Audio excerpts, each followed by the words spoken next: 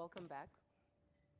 So as mentioned yesterday, we're just going to go through some Mentimeter questions covering concepts that we've covered in the term. And so if we can use the QR code to get into Mentimeter, and I'll just hide the responses here. So I believe this is our first question. Let me just be sure.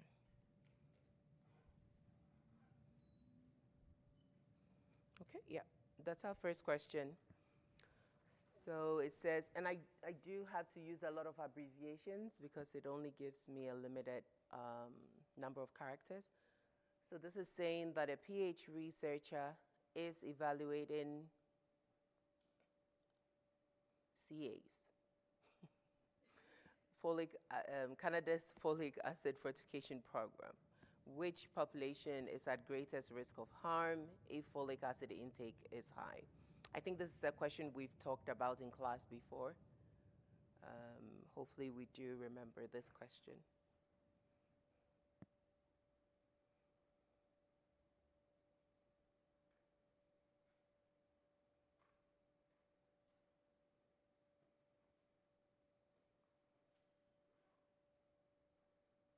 If we can have a few more people join in. We are more than the 15 respondents.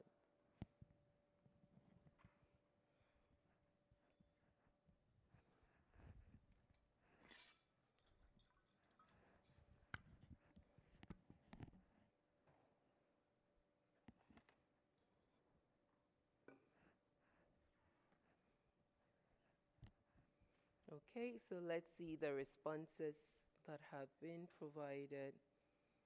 Okay, so it looks like most people are choosing C, are going with C, older adults with impaired intrinsic factor production.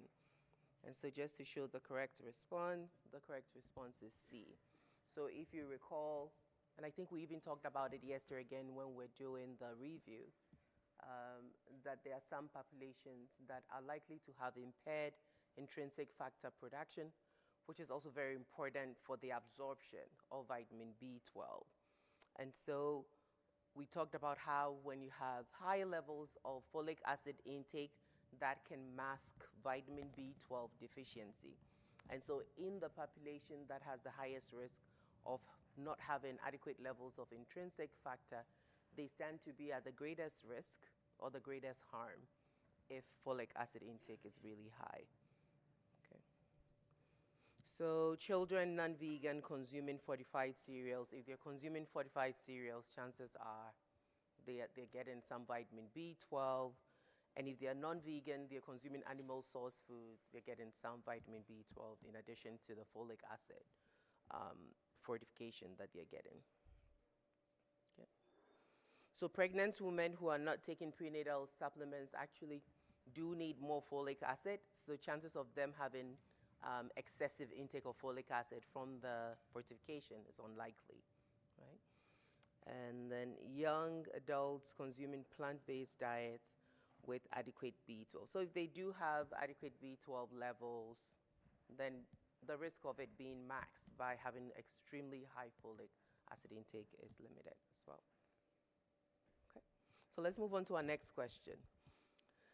Patient consumes high doses of folic acid supplements. When you have lab tests, it shows normal red blood cell sizes, but the patient reports tingling and balance issues. This is related to the first, what we just talked about.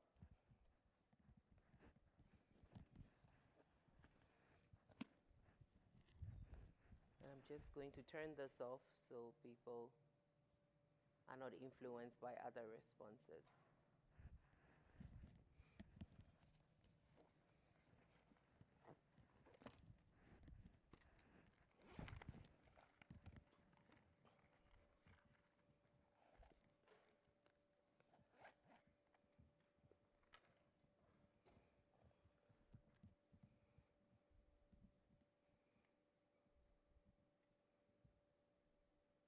Just a few more.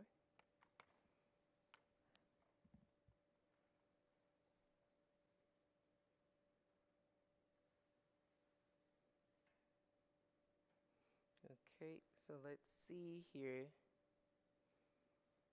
So we do have a number of different, this is a patient who's consuming high doses of folic acid supplementation. However, they do have normal RBC sizes. So the correct response here is C. Why is it not A? It's not A because it's saying the RBC sizes haven't changed. So if there was microcytic hypochromic, meaning small cells that were paler, we will say there's iron deficiency anemia. But that's not the case here.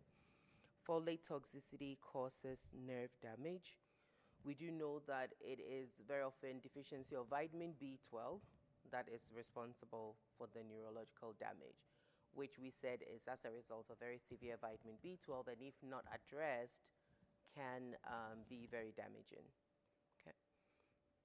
So vitamin B12, and if you remember the case study that we looked at in class of Mr. Chen, that was what was happening with Mr. Chen, because he had gastritis atrophy, meaning that his stomach cells were not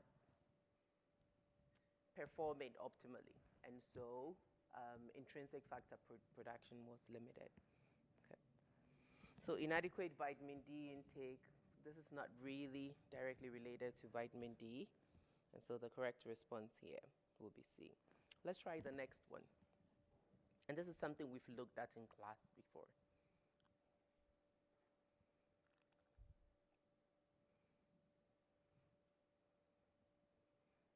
And so if you don't have your phone and you want to log in, you can do menti.com and then put in the code if that helps, if you don't have a phone with you. I'm just going to hide the responses for a second.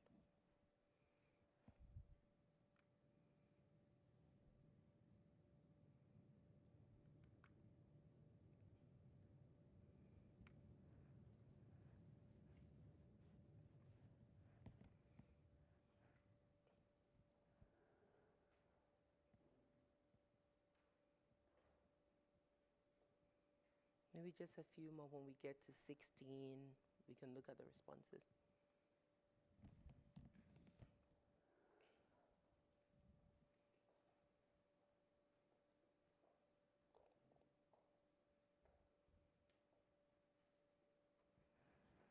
Okay, so let's see the responses that we have. And so most people are going with A, observational studies. Examine beta carotene consumed as part of a whole, as people's normal diet. And so typically when you're having observational studies, as we talked about, you might use something like a food frequency questionnaire to collect data from the people who are being surveyed, right? And so typically you will assess their diets and then try to understand how much of the nutrient on average are they consuming. Whereas intervention trials used isolated beta carotene of high supplemental doses, so mega doses of vitamin A were used. And so if you remember when we're talking about this specific study under vitamin A, they did have changes in the color of their skin, where their skin looked a bit more orange, and they had, it was detrimental when they had mega doses in the intervention trials. Okay.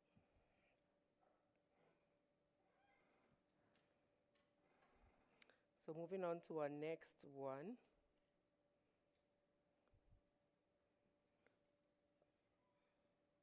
Why are plant sources of vitamin A unlikely to cause vitamin A toxicity compared to animal sources?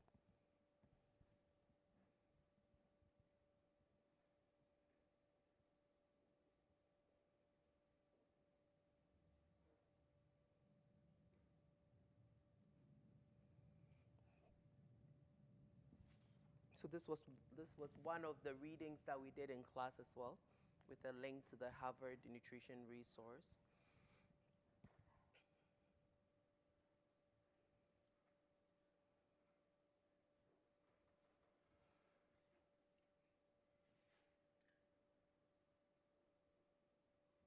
Okay, so we have more than 16. Let's look at the responses. Okay. So here we can see the correct answer. It's B. We know that the conversion of beta carotene to retinol, which is the active form, is inefficient. So if you recall, we talked about that 1:12. One retinol activity equivalent is equal to 12 micrograms of beta carotene. And that's because, first of all, the body will just absorb how much vitamin A that it needs and do the conversion from beta carotene to retinol based on its need of retinol. And so all of that affects the effectiveness of that conversion to the retinol activity equivalent. Okay. So retinol from animal foods is poorly absorbed, not necessarily. Beta carotene is rapidly excreted, no. Plant foods contain less vitamin A overall, not really, right? They do just have a different form. If you recall, we talked about the pre-form and the provitamin form. So the provitamin form is the beta carotene and all the other different types that we typically will find from plants, lycopene. And keep in mind that some of these provitamins, they do have retinol activity, and others are just antioxidants, such as lycopene, right? They just function as antioxidants.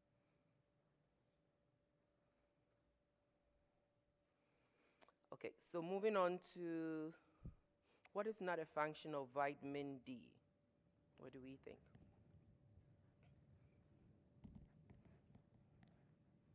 And so as we go through the questions, if you had a question related to any of the content we are asking questions about, you can ask as well.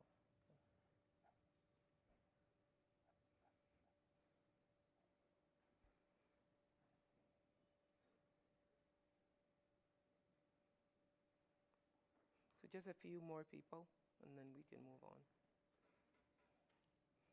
Okay, let's see the responses. Okay, which is not a function of vitamin D, increasing urinary excretion of calcium. That is not a function of vitamin D. We know that vitamin D helps to maintain blood calcium levels. It helps with absorption. When we look at the second option given, increasing the synthesis of calcium transport protein, we talked about how vitamin D acts as a ligand, coming together with a protein to form a transcription factor that helps with the expression of calcium transport protein. So that is correct. Increasing the absorption of calcium, that is true, because this calcium transport protein is important for the absorption of calcium into the blood, into the body. Okay. And so the only incorrect one will be the third option here. Okay, next question. Food fortification with folic acid has significantly reduced neural tube defects in Canada. However, concern exists about its excessive intake. Why are there concerns about excessive intake of folic acid from fortification of staples in Canada?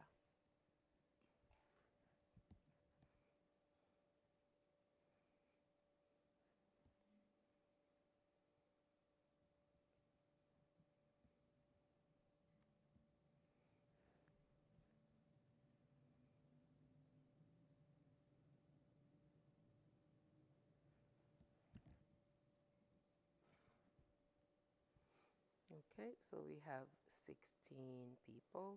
So we just view the responses. Okay, what is the correct response? Here, the correct response is high folate intake may reduce cancer risk unless when you have pre-existing cancer. And so if you recall that slide where we looked at the increase, the bump in cases of cancer after fortification of folate was started in Canada. We talked about how that might be as a result of people already having pre-existing cancer, maybe cells that were cancerous, but then the folate contribute to its fast proliferation, right, giving them full-blown cancer. And so that might be a concern with that. However, when you have folate intake without cancer, it seems to be protective. Okay, next question.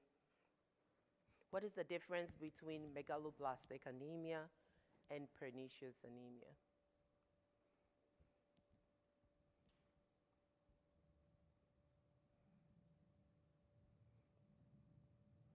I think we talked about that in our review again as well.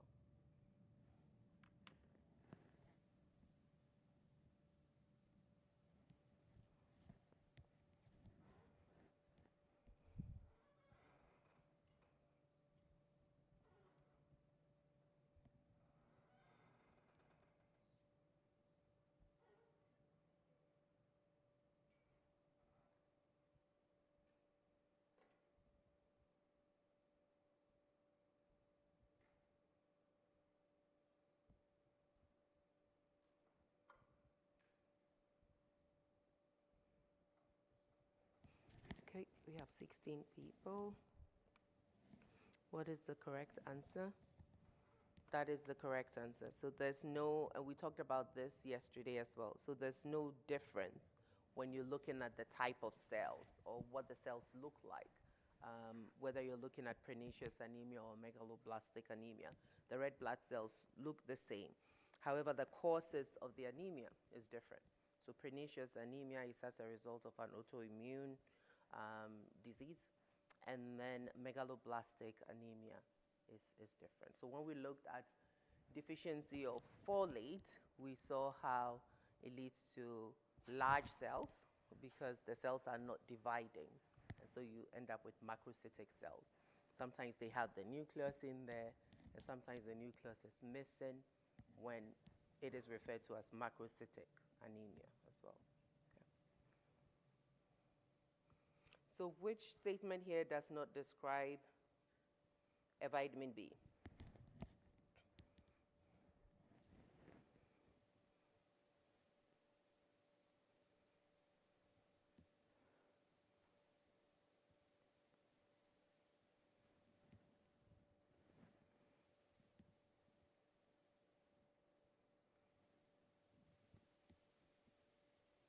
There's a few more people submitting their responses.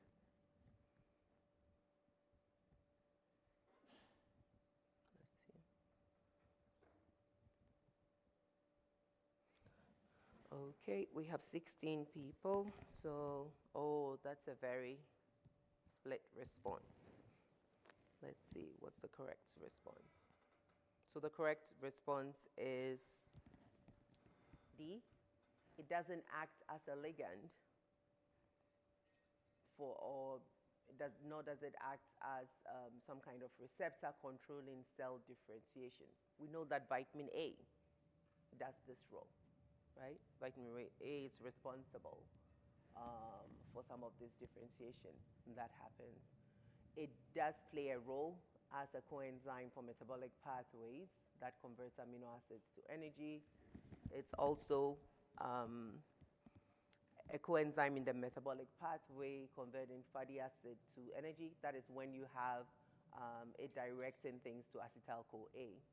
And then the first option is a vitamin that reduces the risk of spina bifida. We know that folate is a type of vitamin B.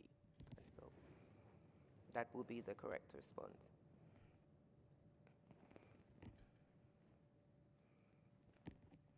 So by what mechanism does vitamin A deficiency cause xerophthalmia?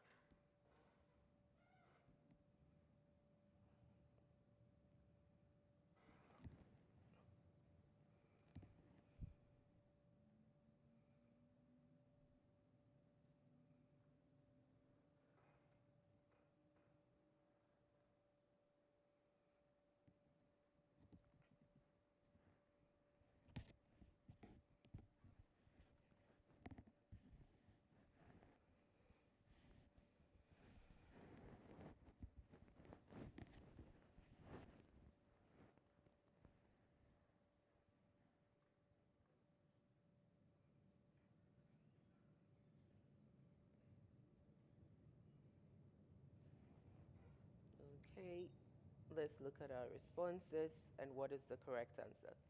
So I just talked about it in the previous slide. It prevents the differentiation of newly formed epithelial cells into mucus secreting cells. So when you have good vitamin A status, it helps with that differentiation of precursor epithelial cells into healthy cells in the eye, preventing xerophthalmia.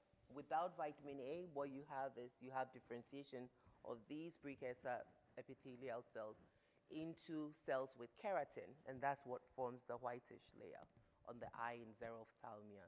And it's the number one cause of blindness, especially in low resource settings.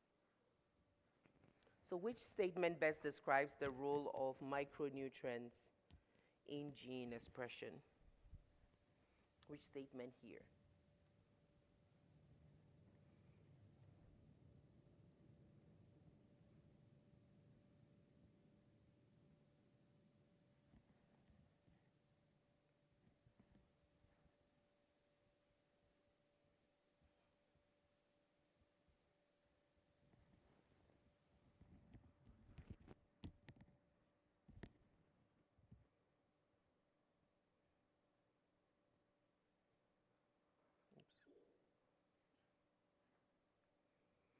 Okay.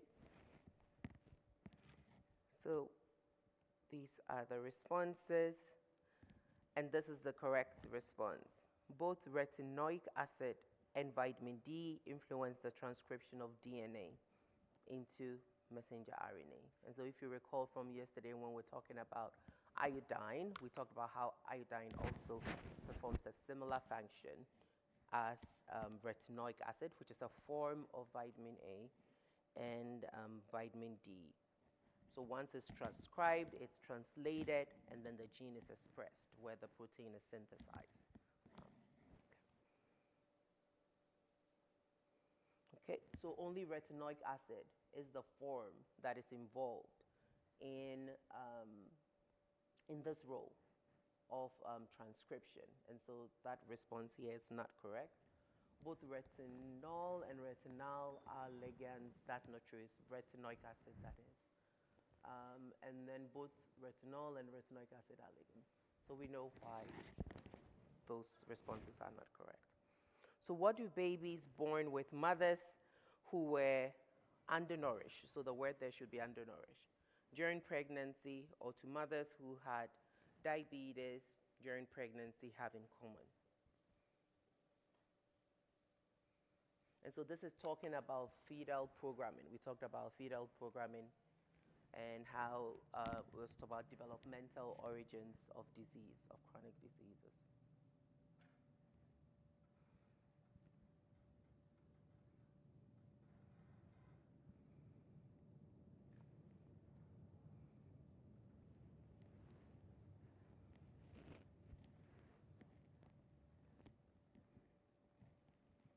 Just a few more responses, and then we can view the answers. Okay. So the correct response is an increased risk of adult obesity. We talked about how the thrifty gene is developed when the fetus is exposed to what we call an injury, or stressful situations in the womb. And so this leads to adaptations in the body that puts the infant or the fetus at a higher risk of metabolic syndrome. And so metabolic syndrome, it includes having elevated high blood pressure, having the lipid triad, lipids that are off, and it makes them insensitive. When they grow up, especially when they move into an environment where there's an abundance of the wrong types of food, they are at a higher risk of developing obesity and related chronic diseases than their peers who didn't face these injuries in the womb. Okay. So injury in quotes. Okay, so we can say an increased risk of low birth weight. We could have said low birth weight if it was just undernutrition of the mother. And then here, an increased risk of low blood sugar at birth. No, not really. That does not apply. And an increased, what's the other option? An increased risk of high birth weight. So that's on the other side. A mother who has Type 2 diabetes that is not well managed can have what we said, a macrosomic baby, a baby that's really huge, and often have to be delivered through a C-section. So what is the best function, or what is the function of the pancreas? I'm not sure what I mean by best here. What is the function, the most important role of the pancreas?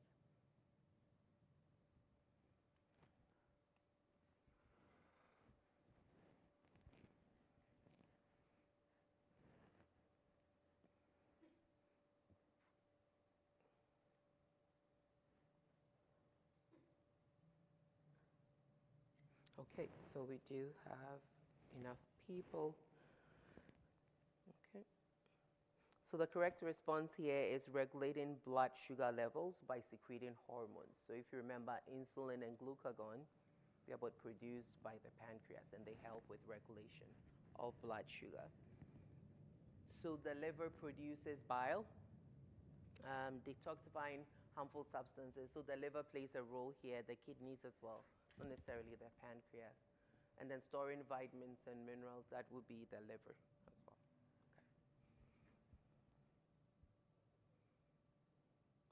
Okay, so what is the significance of lactose in breast milk?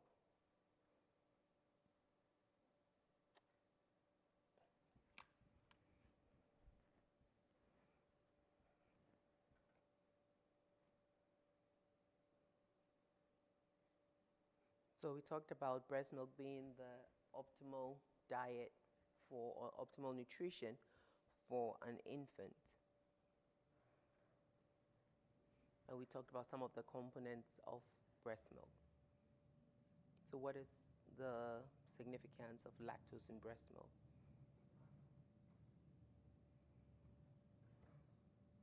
Okay, so we had 16. Let's see the responses. Let's show. Okay, so the correct response here is it supplies energy. Keep in mind, lactose is a disaccharide made up of glucose and galactose, and so it does provide energy.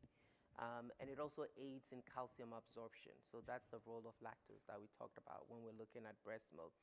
It does not provide antibodies. Breast milk, when you look at the composition, it has antibodies, but that is not because of the lactose in it, right? And then it promotes blood clotting in newborns, not necessarily. So vitamin K is responsible for that. And because breast milk is so low in vitamin K, and also infants are born with very low vitamin K, very often they get an initial shot when babies are born. They give them a quick vitamin K injection to prevent bleeding. Okay. And then D, it acts as the primary source of essential fatty acids. You know, there are essential fatty acids in breast milk if the mom's diet is high in essential fatty acids, but not because of lactose. Yes?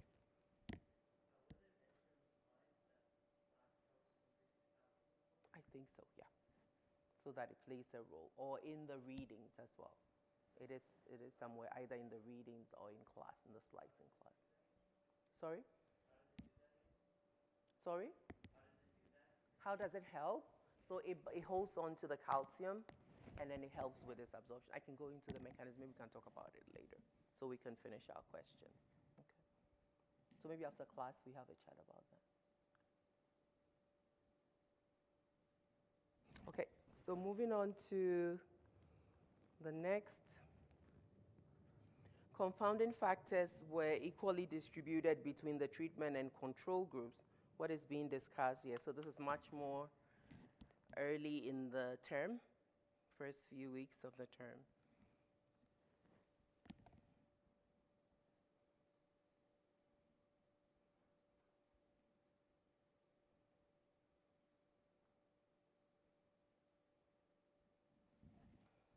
Okay, so we have enough people. So the correct response here is randomization. So we do talk about intervention trials, and the reason why we can talk about cause and effect is because that limitation of confounders being present is equally distributed between the control group and the treatment group, and that way it is assumed that it's equally shared.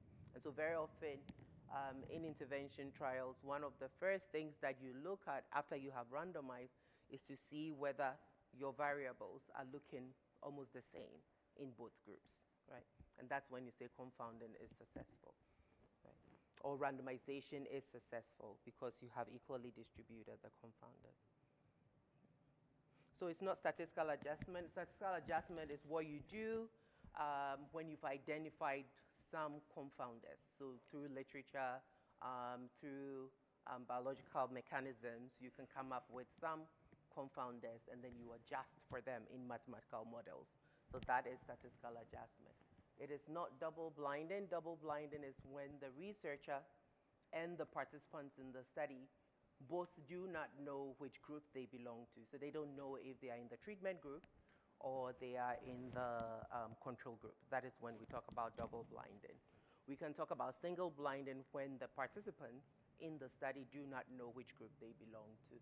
Sometimes that's possible depending on what kind of treatment you're doing, it's possible. Other times it's just not possible. And it's not a placebo because placebo is think of it as a fake treatment that you provide to the control group when you provide the treatment to the treatment group.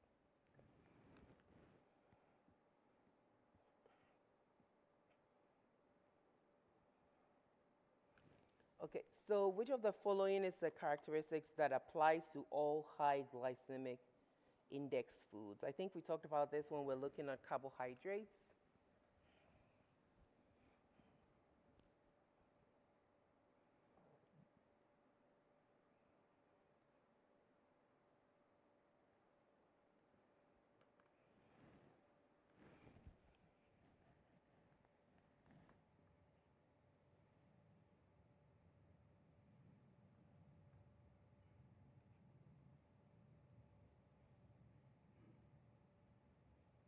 Okay, so we have enough people here responding, and so showing the correct response.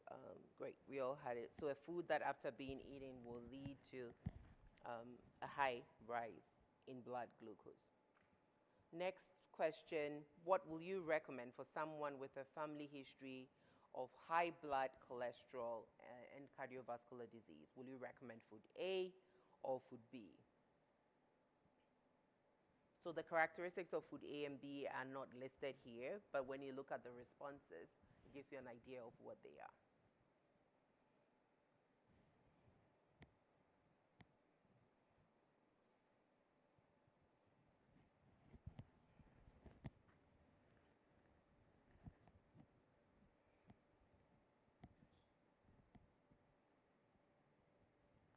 So just a few more responses.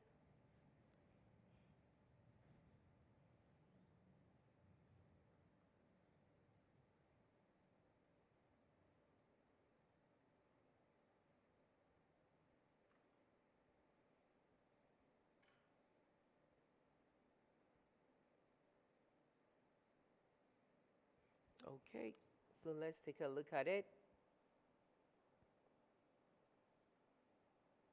So the correct response is food A, because food A is low in saturated fats, it's high in dietary fiber, and it's also rich in potassium. So these are all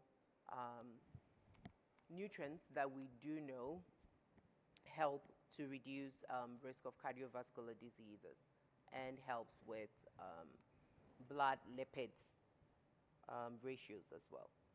So food B, because it's high in saturated fats. Oh, no one chose that. So let's go on to C. Food B, because it provides more energy and potassium. So that it's good that it provides potassium, but providing a lot of energy could contribute to obesity, which affects cardiovascular health as well. Either food A or B, as potassium intake alone determines heart. So potassium is good, especially when we're looking at high blood pressure as a risk factor of cardiovascular diseases. It is important to have good potassium intake, but then even if you have potassium, good potassium, and you have high levels of saturated fats, and also very low dietary fiber, that can also lead to cardiovascular disease. So next one, I'm just going to turn it off here. So Kate is trying to target her intake of nutrient X so that the probability of meeting her nutrient X requirements is 98%. And you've been given information on the RDA. So the RDA of nutrient X is 360.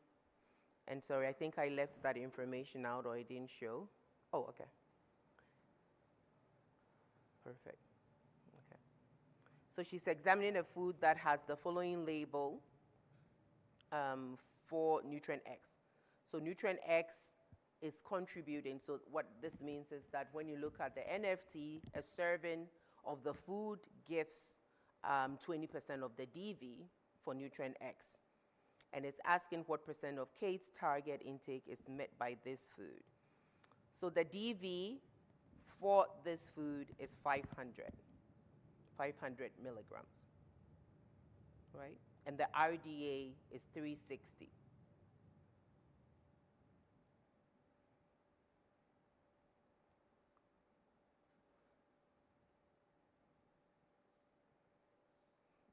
So she's trying to figure out how much a serving of that food will contribute to her target of 98% of the nutrient requirement. So the RDA again is 360 milligrams and the DV is 500 milligrams.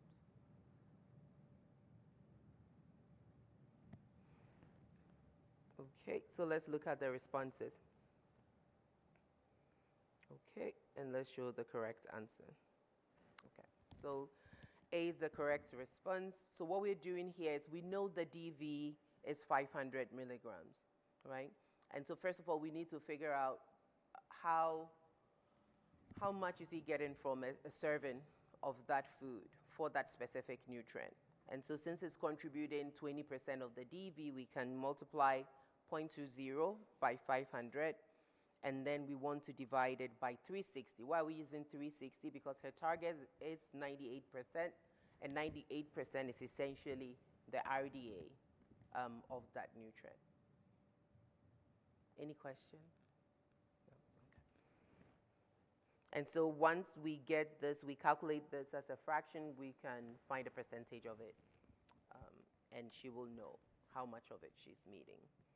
So next question, what is the purpose of the plate icon in the CFG? So this is, again, the first half of the term.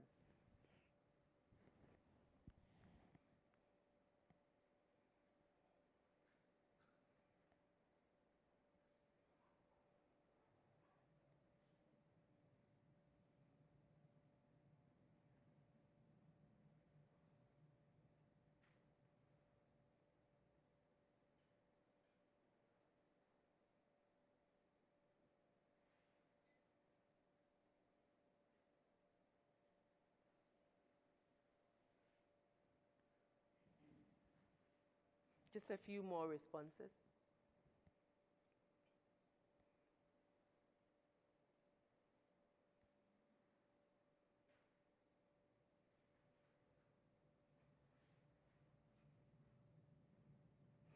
Okay, so let's see what it is and what is the correct response. Okay.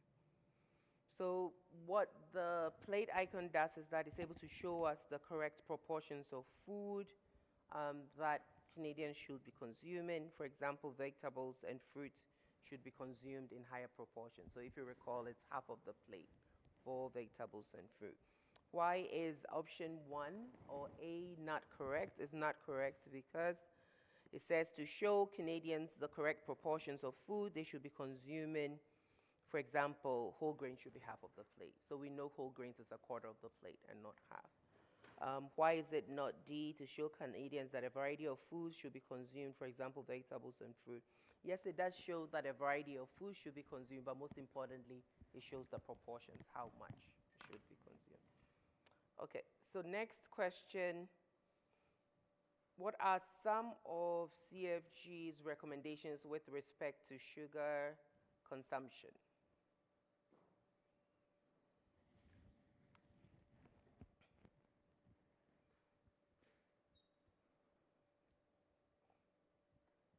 So maybe this time I'll wait because our time is, we're almost at the end. I'll wait for maybe 10 responses and then we can go.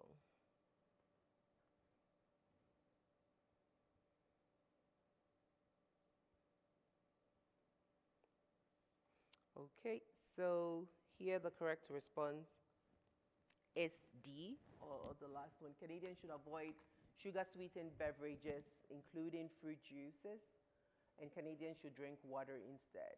Okay, the use of artificial sweetness is not recommended. So remember, we looked at aspartame and its link with disruption of the microbiome because it's not prebiotic and does not provide nutrition. At the same time, some of the artificial sweeteners have been found to be carcinogenic when used over an extended period of time. Avoiding sugar-sweetened beverages because it's been linked to increase in weight and obesity. Is also a risk factor for all these metabolic conditions that we've talked about. And fruit juices, we did say, even if it's 100% fruit juice, because it's a source of free sugars, it's not recommended because it has high levels of free sugars. Okay, how would you best explain the term adequate intake?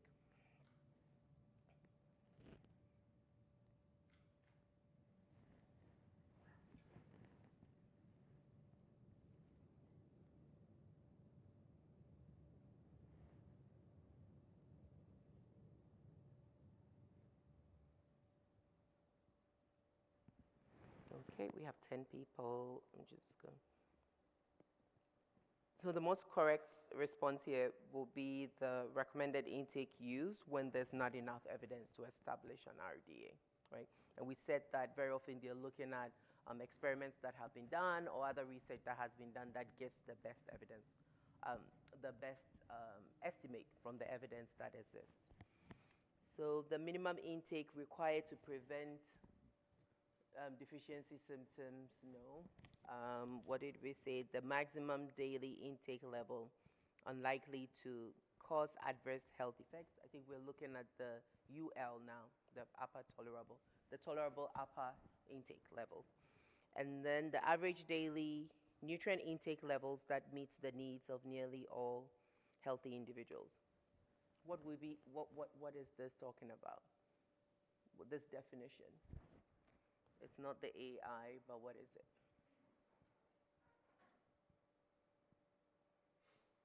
So that's closer to an RDA than any other thing. Okay. What is the relationship between the transferrin receptor and ferritin when iron stores are low? So I'm going to go a bit faster now. So maybe when we have just 5, I'm going to move on.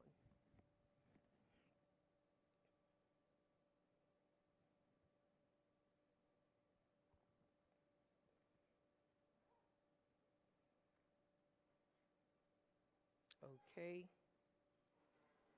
Showing the correct responses.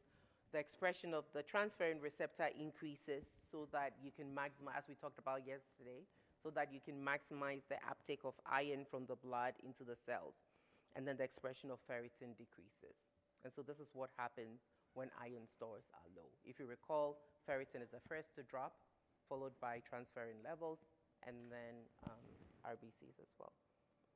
Okay, so next question. Which of the following statements is true about intakes of potassium? So I'm just going to show you the visual. I really wanted us to take a look at this.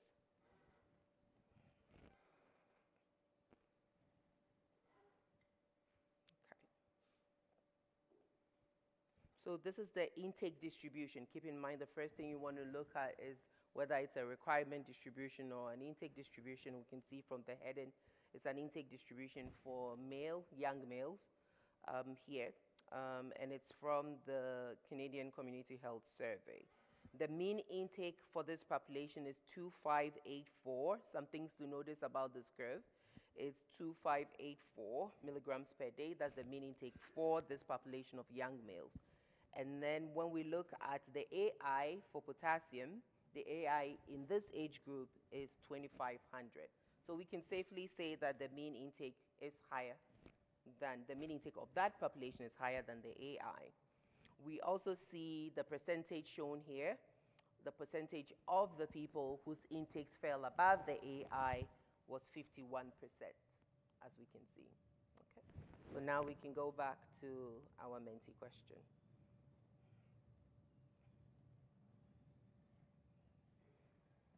So it looks like responses have already been provided. So yes, we can safely say that the intake of potassium is adequate because we had 51% above. So if you recall how to explain AI, you want to look at the population above the AI, and 50% is that cutoff that you're using to measure. And so if you have more than 50% over the AI, we say it is adequate. If you have less than 50% over the AI, then we do conclude that it may or may not be adequate. So in this case, we had that over that. Okay.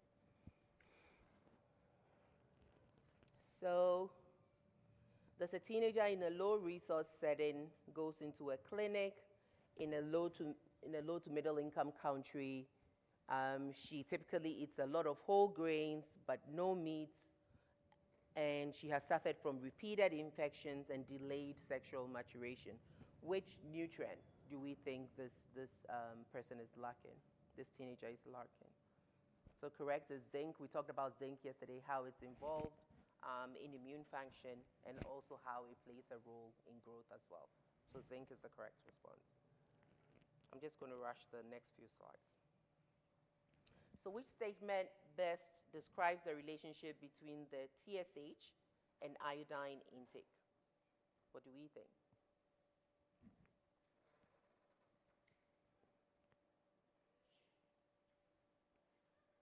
Okay, so I'm just going to go ahead and show the response. So A is the correct response. Low intakes of iodine lead to very low thyroid hormone levels, and as a result, you have TSH being released, but little thyroid hormone is synthesized. And so what it does is that the thyroid gland now expands as its way of accommodating for that to make sure that it absorbs as much iodine, like the little iodine that it can find as well. And that's why we have goiter, which is an extended neck. So a 7-year-old girl drinks 5 glasses of milk a day and is overweight. What role does iron play in this girl's overweight?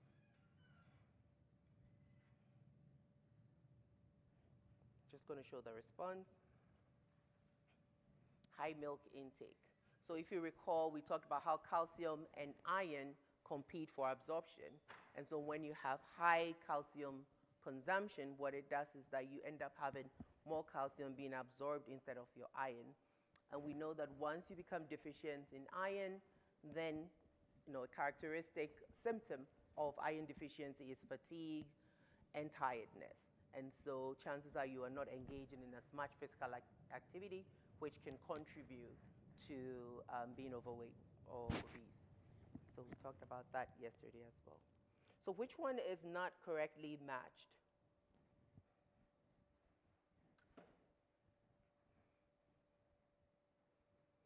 Okay, I'm just going to show the responses.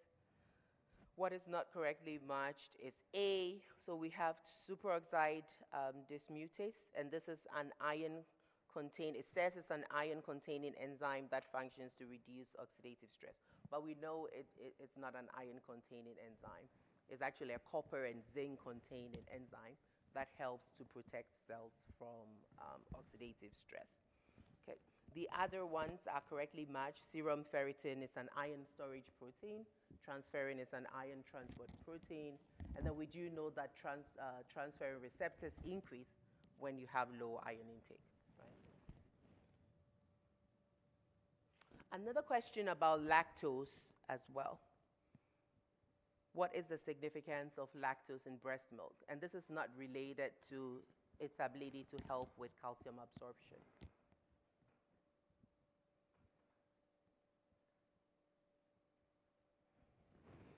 Going to show the response.